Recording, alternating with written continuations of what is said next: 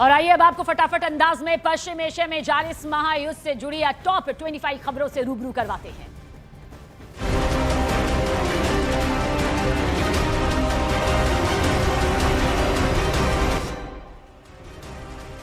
Iran को मिला नया सुप्रीम लीडर, मुस्तफा खमनी को चुना गया अगला सुप्रीम लीडर। ईरानी मीडिया के मुताबिक ईरान की असेंबली ऑफ एक्सपर्ट्स ने मुस्तफा खमनी को चुना। ईरानी ड्रोन ने दुबई में अमेरिकी कॉन्सुलेट को बनाया निशाना, हमले का वीडियो आया सामने, हाई अलर्ट पर सुरक्षा एजेंसियां। दुबई में अमेरिकी कॉन्सुलेट पर ईरान के हमले के बाद अमेरिकी विदेश मंत्री मार्को रूबियो ने दिया बयान, बताया कॉन्सुलेट से जुड़े सभी लोग सुरक्षित। कॉन्सुलेट की बिल्डिंग पर के पास ही पार्किंग लॉट पर हुआ था हमला। ईरान पर हमले को लेकर ट्रंप का बड़ा खुलासा, कहा ईरान मुझे मारता उससे पहले मैंने उसे मार दिया। ईरान खतरे को देखते हुए कड़ा एक्शन लिया गया। साथ ही ट्रंप ने दावा किया कि ईरान अब बात करना चाहता है लेकिन अब बहुत देर हो चुकी है। इजराइल ने तेहरान में बिल्डिंग को बनाया निशाना, बिल्डिंग में ईरान की 88 सदस्यीय असेंबली ऑफ एक्सपर्ट्स अगली सुप्रीम लीडर के लिए कर रही थी मतदान। वोट काउंट के दौरान हमला। यूएस सेंट्रल कमांड का ईरानी ड्रोन पर बड़ा बयान, का ईरानी के घातक ड्रोन कई साल से मध्यपूर्व में बन रहे खतरा, अब इन्हें नहीं किया जाएगा और बर्दाश्त। स्पेन पर डोनाल्ड ट्रंप का कड़ा रुख, कहा स्पेन के साथ सभी व्यापार पूरी तरह बंद करेंगे। स्पेन ने अमेरिका को अपना सैन्य अड्डा इस्तेमाल नहीं करने दिया था। यूएस सेंट्रल कमांड ने ईरान के मोबाइल मिसाइल लॉन्चर्स को निशाना बनाते हुए वीडियो किया जारी। कमांड ने कहा ईरान इन लॉन्चर्स से नुकसान पहुंचाने की कोशिश कर रहा है, हम उन्हें बिना किसी झिझक के कर रहे तबाह। ईरान के निर्वासित क्राउन प्रिंस रजा पहलवी पर ट्रंप का बयान, का रजा पहलवी पर विचार किया जा सकता है, कुछ लोग उन्हें पसंद करते हैं लेकिन हमने ज्यादा सोचा नहीं।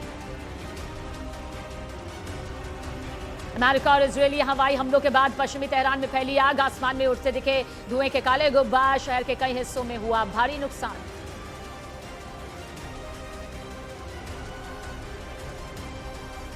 तेल की कीमतों पर ट्रंप का बड़ा बयान, कहा कुछ वक्त महंगा रह सकता है तेल, जैसे ही ईरान पर कार्रवाई खत्म होगी पहले से भी कम हो जाएंगी तेल की कीमतें।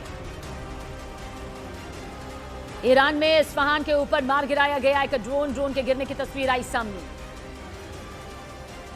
ईरान पर कार्रवाई को लेकर बोले अमेरिकी राष्ट्रपति ट्रंप, का हम बहुत अच्छा कर रहे हैं, ईरान का एयर डिफेंस सिस्टम तबाह, ईरान में सब कुछ हो गया तहस नहस। इजरायली प्रधानमंत्री बेंयामिन नेतन्याहू ने ईरान पर हमले जारी रखने का किया दावा, का हमारे पायलट तेहरान और लेबनान के आसमान में। नेतन्याहू ने हिजबुल्लाह की कार्रवाई को बताया बड़ी गलती। इजरायली सेना ने तेहरान में एयर स्ट्राइक कर ईरानी कमांडर दाऊद अली जादेह को मारने का किया दावा। आईडीएफ के मुताबिक जादेह ने लेबनान में ईरान के सीनियर कमांडर हिजबुल्लाह और ईरानी शासन के बीच निभाई थी अहम भूमिका। इजरायल ने दक्षिणी लेबनान में भेजी अपनी सेना, 80 से ज्यादा गांव खाली करने की चेतावनी जारी है। हिजबुल्लाह ने खुले युद्ध की घोषणा कर उतरी इजरायल पर दागे रॉकेट। इजरायल के जवाबी हमलों में मारे गए 40 लोग। ओमान ने महायुद्ध में सीज फायर की अपील की। ओमान के विदेश मंत्री बोले जल्द सीज फायर और जिम्मेदार रीजनल डिप्लोमेसी की जरूरत। ब्रिटेन ने साइप्रस भेजे ड्रोन, साइप्रस में ड्रोन इंटरसेप्शन क्षमता वाले हेलीकॉप्टर्स भेजे जा रहे हैं, ब्रिटेन के प्रधानमंत्री कीर ने दी जानकारी। यूएई ने ईरानी मिसाइल और ड्रोन हमलों को रोका। यूएई ने 11 बैलिस्टिक मिसाइल और 123 ड्रोन मार गिराने का दावा किया। हमले को बताया राष्ट्रीय संप्रभुता का उल्लंघन। ईरानी ड्रोन हमले के बाद दुबई में अमेरिकी कॉन्सुलेट के पास भड़की आग, सुरक्षा एजेंसीज ने इलाके को घेरा। ब्रिटेन ने ईरानी ड्रोन को इंटरसेप्ट करने का किया दावा, कहा जॉर्डन, इराक और कतर के ऊपर इंटरसेप्ट किए ईरानी ड्रोन। बहरीन ने ईरान के हमले को रोकने का दावा किया। बहरीन की सेना ने कहा कि उसके एयर डिफेंस सिस्टम ने 73 ईरानी मिसाइल और 91 ड्रोन को मार गिराया।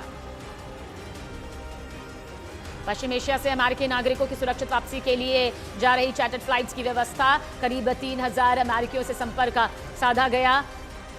मदद के लिए हेल्पलाइन नंबर जारी। पेंटागन में ईरान के हमलों के लिए B-52 बॉम्बर की तैनाती की गई। अमेरिकी वायुसेना का शक्तिशाली लंबी दूरी तक अटैक करने वाला भारी बमवर्षक है B-52। अमेरिका ने ईरानी मिसाइल ठिकानों को तबाह करने में B-52 बॉम्बर का इस्तेमाल किया था। अमेरिकी इजरायली हवाई हमलों से दहला तेहरान, बमबारी और धमाकों के बाद राजधानी के कई हिस्सों से धुआं उठता नजर आया। तेहरान के आसमान में दिखे काले धुएं के गुब्बार।